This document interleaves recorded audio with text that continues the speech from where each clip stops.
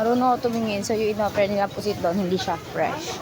Pero, parang sa lahat ng store dito, hindi fresh yun. Nakita ko. Ito ang Mas mahal ang alam fresh. ko. Fresh na fresh yung pusit nila, oh. Fresh yung pusit nila, oh. Fresh nga. Magkano daw yan? Ito ang ganda. Ang ganda lang pusit nila. Pero hindi ako sure dito sa... Dito hindi ako sure. Cute nito. Masarap. Ikalamarin. Oh, masarap. Magkano anak niya? 400. Tapos ito, hindi naman. So far sa lahat ng store na punta namin, nasa isa pa lang yata ang may hindi fresh. Siguro natira lang nila yun. Pero paano nakakapaubo sila dito? Kasi ngayon, makikita mo lahat fresh. Ayan, bagong pa lang yan. Ayan, makita mo yun. Ano yun? Tulingan yan. Tulingan.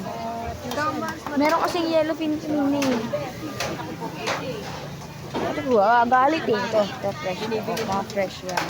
Hindi porkat dry, meaning hindi sila. Ito yun? Yan, masarap yan. Parang malaga. Kapit masakit yan.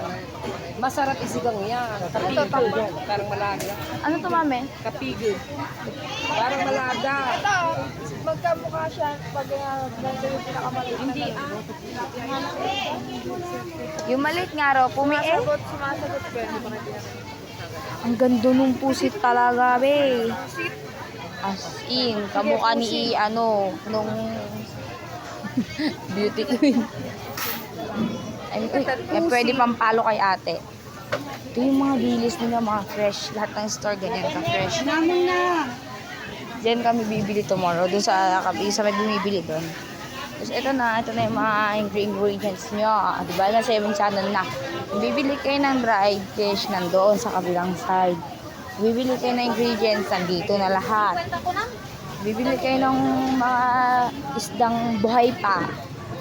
Kaya yung mga fresh talaga. As in 100%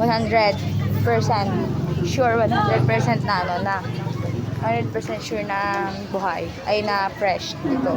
Haba naman bigyan.